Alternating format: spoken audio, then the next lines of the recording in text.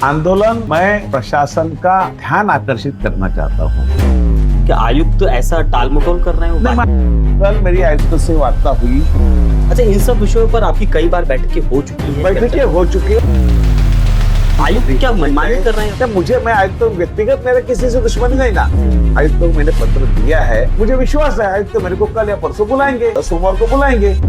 एक कार्यकर्ता होने के नाते महाराष्ट्र में मेरी सरकार है, केंद्र में मेरी सरकार है। आंदोलन पे जब चर्चा आती तो लोग कहते हैं कि पालक मंत्री आपका है, सांसद आपका है, यहाँ चर्चा आपके पालक मंत्री से बात हुई कि नहीं? मैं किसी से अधिकारी साफ तौर पे देखते हैं आंखों के सामने उनको हमने, क्योंकि एक विधायक आंदोलन के लिए बैठेगा तो बड़ी बात है। 8 तारीख से पहले मुझे विश्वास है प्रशासन संवेदनशील है। महापालिका क्षेत्र में जो टेंडर निकलते हैं,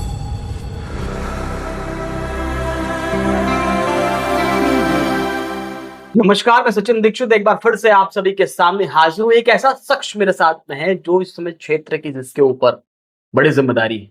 विधायक राजन नाईक से बातचीत करते हैं उन्होंने एक ऐलान कर दिया है। उन्होंने कहा है कि वसई विरार महानगर पालिका मुख्यालय के 8 मई को आंदोलन करेंगे। आखिर ये आंदोलन का ऐलान क्या कारण है जिसकी वजह से विधायक राजन नाईक इतने आक्रामक हैं और पूरी तरह आंदोलन का ऐलान कर चुके हैं? आइए उनसे सीधे बातचीत करते हैं और जानते हैं कि इस पूरे मामले की क्या है हकीकत।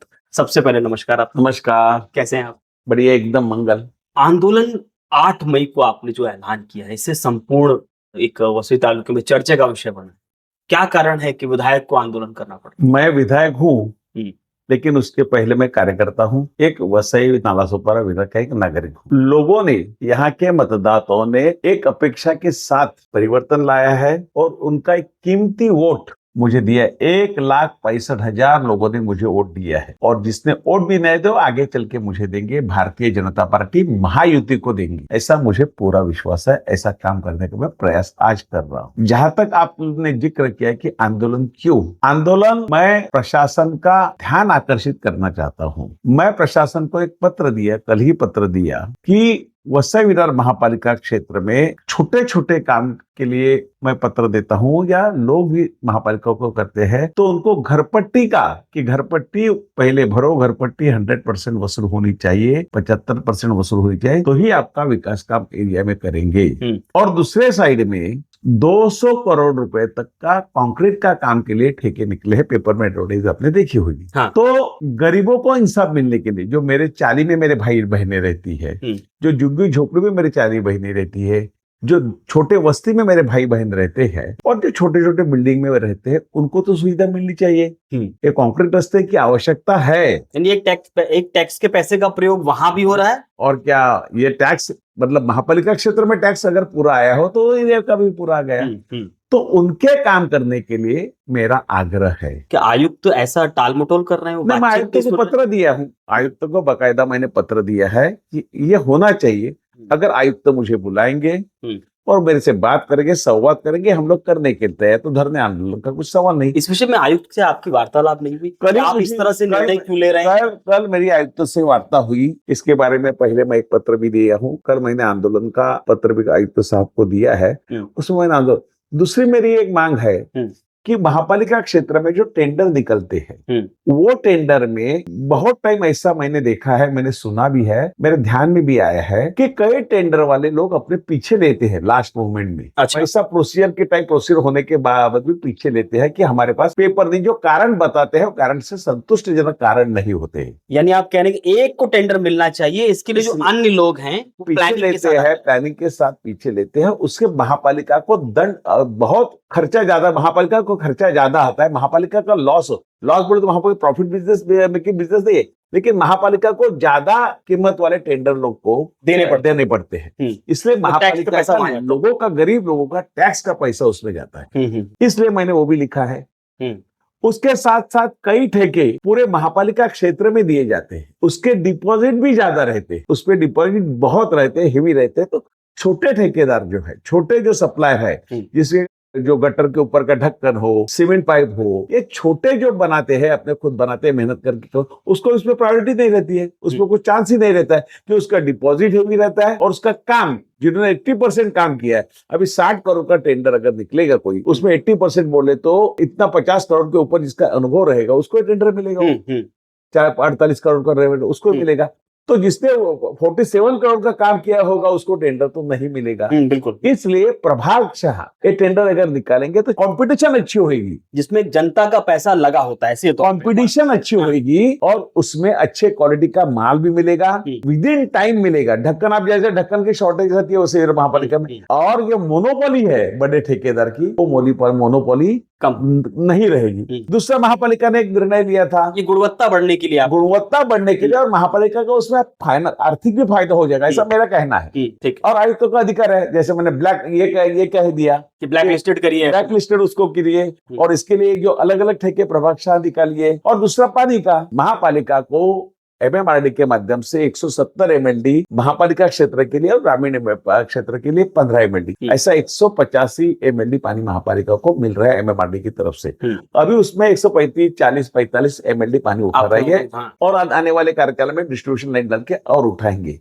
लेकिन तो भी महापालिका क्षेत्र में पर्याप्त मात्रा में पानी का प्रेशर नहीं है। आप नालासोपारा, विरार, वसई में जब घूमेंगे तो भी लोगों, आज भी टैंकर चालू है, बड़े पैमाने में चालू है। तो हम लोग उनको पानी पर्याप्त मात्रा में देते नहीं है, इसलिए और उनसे अपना टैंकर वाले अपने काम करते, टैंकर वाला देते लोग, मजबूरी से लोग देते। तो उनमें कुछ बढ़ोतरी नहीं होनी चाहिए। महापालिका ने प्रस्तावित किया है बढ़ोतरी, उसमें मतलब 120 के 232-33 रुपए का 240 रुपए तक जाएगा, ऐसा ये नहीं होनी चाहिए, ये मेरी मांग है। उसके साथ वाटर सोर्स डेवलपमेंट चार्जेस, जो घर जिन्होंने समझो 10 साल के पहले लिए, उस टाइम बिल्डर को वो लोग पैसा देते थे, और बिल्डर जब भी सीसी लेता था तो वाटर सोर्स डेवलपमेंट चार्जेस वो बिल्डर से, रेसिडेंस से ले जाते थे। आज बिल्डर वहां नहीं है, रेसिडेंस रहते हैं, तो 10 साल भरेले हुए पैसे फिर उनसे लेना चाहिए क्या? तो नहीं लेना चाहिए।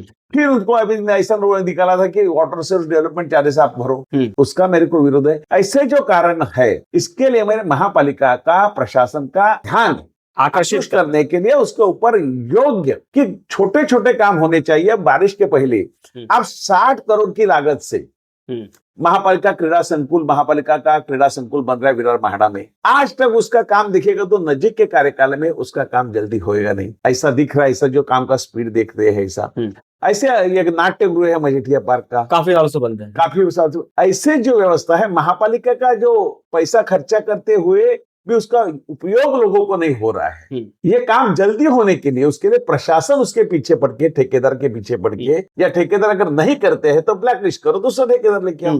अच्छा, इन सब विषयों पर आपकी कई बार बैठकें हो चुकी हैं? बैठकें हो चुकी है, 2-3 बार बैठकें, जो मैं पत्र भी बाकायदा उनको दिया हुआ। काम क्या मनमानी कर रहे हैं?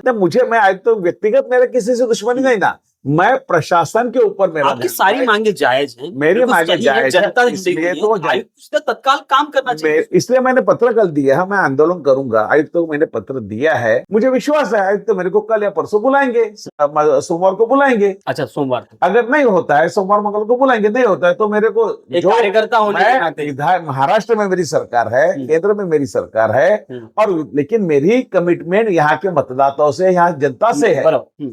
उन्होंने मुझे ऊपर विश्वास, अगर उनके ऊपर मैं अन्याय, सवाल उठता है कि आंदोलन का जब चर्चा आती तो लोग कहते हैं कि पालक मंत्री आपका है, सांसद आपका है, यहाँ तो चर्चा। मैं अगर मेरी जनता है, जनता ने मुझे ऊपर विश्वास जताया तो जनता के लिए मैं खड़ा रहना मेरा दायित्व है। अच्छा, इस विषय पर आपके पालक मंत्री से बात हुई कि नहीं? मैं किसी से, मैं पालक मंत्री से मेरी बात नहीं हुई, बात करूंगा मैं उनसे। वो हमारे सीनियर नेता है, अनुभवी नेता है, काफी अनुभवी नाइक साहब नेता है। मैं पालक मंत्री से उससे बात करूंगा, लेकिन महापालिका को मैंने बताया है कि भाई ये कम होनी चाहिए, ये नहीं होना चाहिए, इसमें महापालिका का ही फायदा है, और जनता कर जो टैक्स भरती है उसका पैसे का अपव्यय है, ऐसा मुझे लग रहा है। तो मैं निश्चित रूप से, मुझे ये 8 तारीख का अल्टीमेटम दिया है आपने, अगर 8 तारीख तक नहीं हुआ तो उसके बाद, या 8 तारीख को मैं धरना आंदोलन करूंगा वहां पर, मुझे विश्वास है। अगर सोमवार तक नहीं होती है वार्ता, सार्थक निर्णय नहीं निकल कर आता तो 8 तारीख तो मेरे लिए आंदोलन का दिन है, तो आंदोलन मुझे करना है, धरना आंदोलन मैं करूंगा ही। इस बात को अगर नहीं, मेरा जो मांग है, जायज मांग है, उसमें महापालिका प्रशासन मुझे बात करेंगे, मैं ऐसा काम। अच्छा, एक गंभीर सवाल है। शहर में अनधिकृत बांधकाम बहुत लोग तमाम तरह के आरोप लगाते हैं उस पर कि अनधिकृत बांधकाम को इतना शरण, इतना क्षय आखिर कैसे मिल रहा है? पूरी तरह शहर में तमाम तरह के अनधिकृत बांधकाम को आज भी उसको शरण मिल रहा है। कई सारी इमारतें हैं जो बनती चली जा रही हैं और शहर के सौंदर्यीकरण पर बहुत सारा प्रभाव पड़ रहा है। इस पर क्या? मैंने आयुक्त से बात की है, अनेक बार बात की है। अवैध निर्माण नहीं होना चाहिए, उससे महापालिका को भी तकलीफ होता है, रहने वाले लोगों को भी तकलीफ होते है। अतिक्रमण जो रिजर्वेशन प्लॉट है महापालिका में 850 872 रिजर्वेशन प्लॉट है, उसमें से भी करीबन 350 400 प्लॉट पे अवैध निर्माण हो रहा है। इसलिए लोगों को हम लोग नागरिक सुविधा नहीं दे पा रहे, और अवैध निर्माण होने से और भी तकलीफें शहर को भुगतनी पड़ रही है। तो महापालिका उसके ऊपर कड़ी से कड़ी कार्रवाई क्या करे। बोलते हैं अधिकारी साफ तौर पे देखते हैं ये सब, तो ऐसा हो उनकी आंखों के सामने? उनको मैं विधायक होके सिर्फ 5 महीने हो गए, मैं पूरा स्टडी भी कर रहा हूँ। मैं कह रहा हूँ प्रशासन की आंखों के सामने प्रशासन को ध्यान देना चाहिए। प्रशासन- अभी आने वाले इसके पीछे क्या कार्यक्रम कारण हो में सकता है? कुछ और कारण तो मुझे हम लोग देखेंगे, कारण सोचेंगे, देखेंगे ना, प्रशासन से बात करेंगे कि इसके ऊपर कड़ी से कड़ी कार्रवाई होनी चाहिए। अतिक्रमण या अनधिकृत बांधकाम करने की किसी की हिम्मत नहीं होनी चाहिए।